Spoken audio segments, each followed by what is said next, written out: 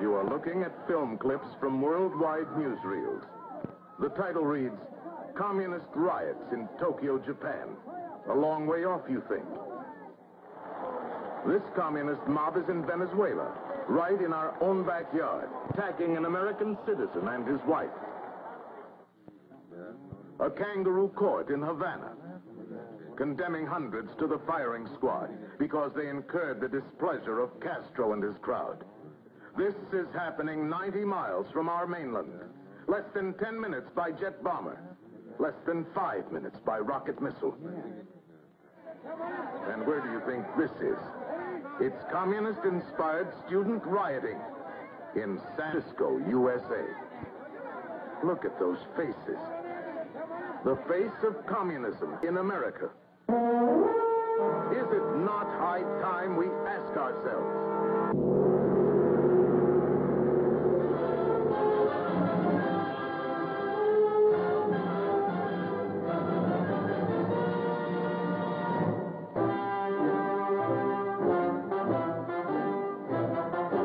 Ladies and gentlemen, Mr. Herbert A. Philbrick. What is communism? I've been on the inside of communism. I still have contacts. From this knowledge, I tell you as simply and seriously as I know how. Communism is a lying, dirty, shrewd, godless, murderous, determined, as J. Edgar Hoover says, a criminal conspiracy. I'm choosing these words deliberately. As I travel around, I still have people say, well, why are you so hard on communists? They're just another political party like any other, and a poor minority at that, and so misunderstood. Well, we don't want them misunderstood, and that's why we're making this film.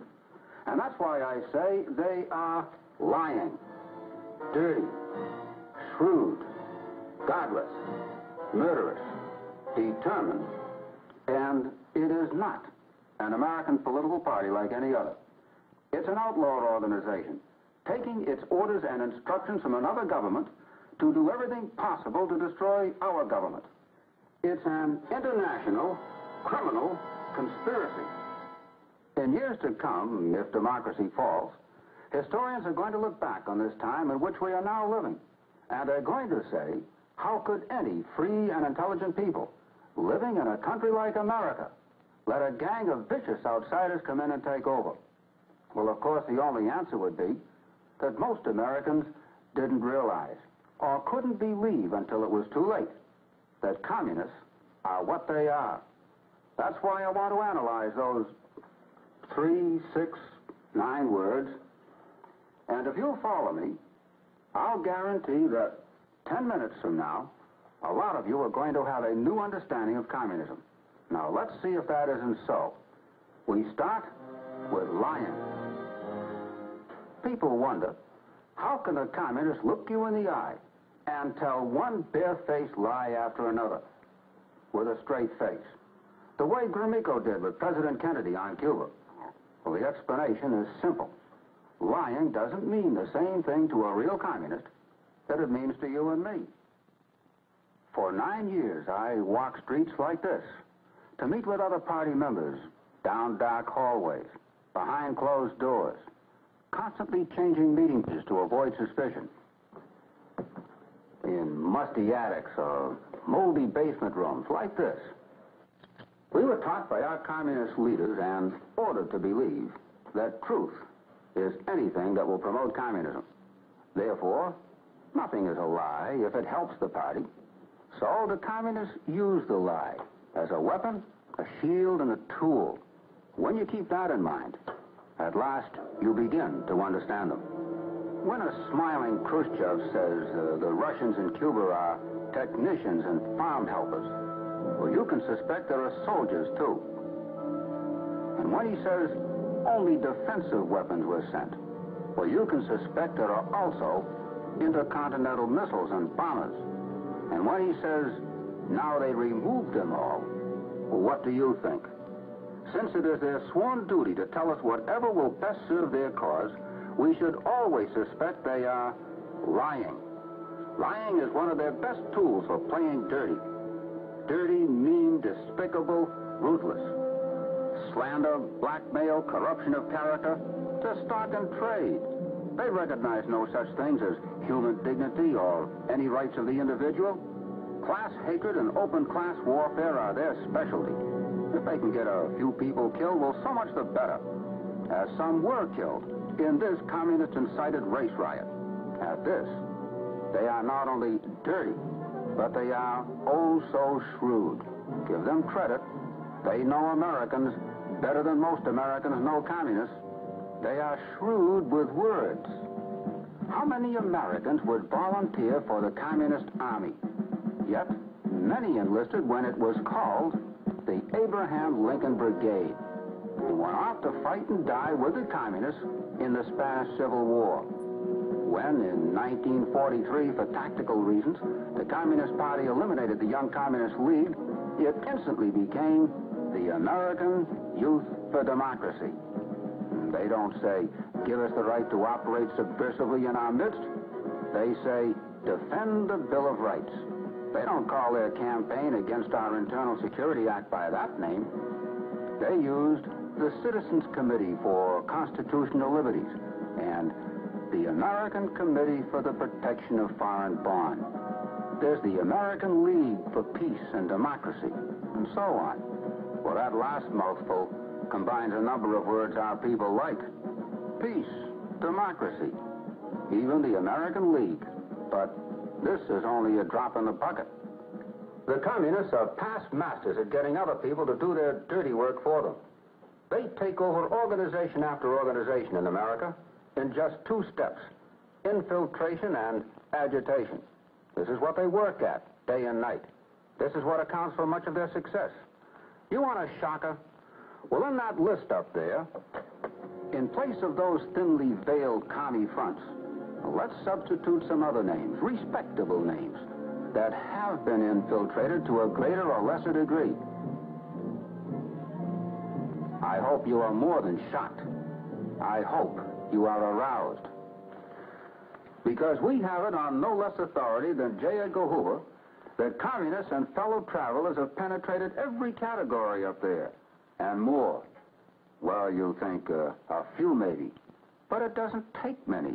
It has been tragically proven time and again that one dedicated communist in a key spot, such as Alger Hiss in the State Department, or Harry Dexter White in the Treasury Department, or in any position to influence command decisions, can wreck our hopes, slaughter our soldiers, and weaken our nation. But we must hurry on. I've said these fellows are lying, dirty, shrewd, and I say they are godless. To me, this is perhaps the most frightening word of all, because it accounts for every other bad word that describes them. When the Reds tear down their churches or turn them into common warehouses, when they torture and kill their priests, ministers, and rabbis, we are horrified, yes. But why are we surprised? What do you expect of a people who say the church is our enemy and must be destroyed? No one can be a true communist and hold any religious convictions. I say to you, it is bad to be irreligious, but it is far worse to be anti-religious. It is reprehensible to be immoral, but it is horrifying to be unmoral. To them, any wrong they do is right. Well, these are some of the more frightening facts we must understand if we are going to understand communism, and we'd better understand it. My grandmother used to say, what you don't know won't hurt you. But today, what you don't know can kill you, and I mean that literally. The communists are murderers. Of course, they don't call it that. Whether they're casually shooting individuals who get in their way, or as in the Katyn Forest Massacre in 1940, maliciously executing 15,000 Polish officers and intellectuals. In the words of an official United States Congressional Committee, the committee unanimously agrees that its investigation proves conclusively and irrevocably the Soviet NKVD, the People's Commissariat of Internal Affairs, committed this massacre, a calculated plot to eliminate all Polish leaders who subsequently would have opposed the Soviets' plan for communizing Poland. This was plotted shortly after the Soviets' treacherous invasion of Poland in the fall of 1939. We'll not prolong these gruesome scenes taken from this official hearing and report of the United States Congressional Committee, but while you're recoiling from this sight, save a little shudder for yourself. Why? Because this is part of what is planned for you. Yes, the communists have plans for you. As soon as they're in power, they will arrest many of you, seize your property. If you're important enough, they will shoot you, along with all community leaders. The rest of you will be regimented, and some of you forced into slave labor. This is the planned, plotted, tested program they are determined to execute in this country, as they already have in many others. Don't think for a minute their program is on a take-it-or-leave-it basis. When you see where the Reds have grabbed a new slice of territory here or a whole nation there, well, don't tranquilize yourself with the thought that this will satisfy them.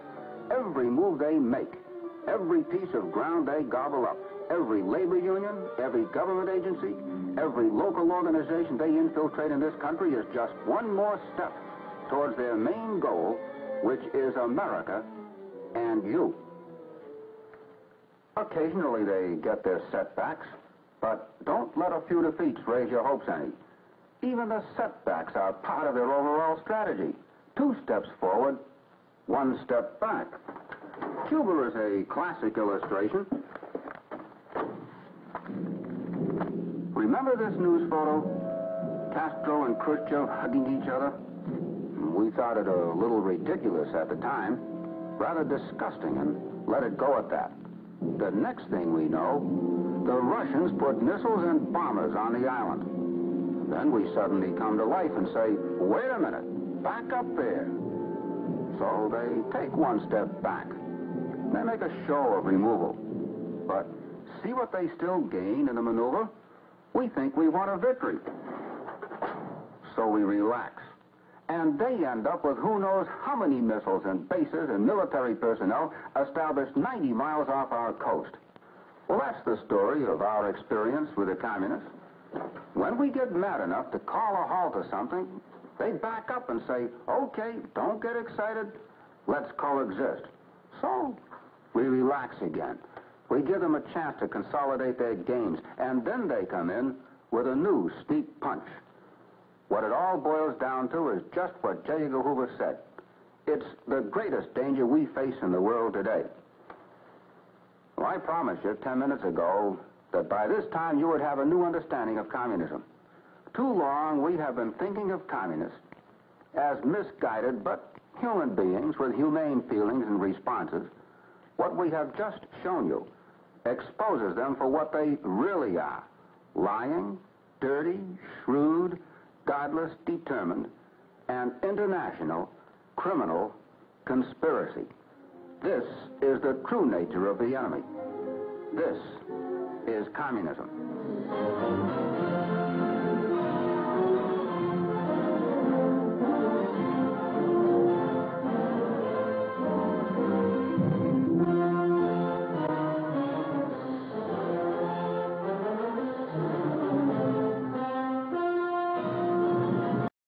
We should always suspect they are lying.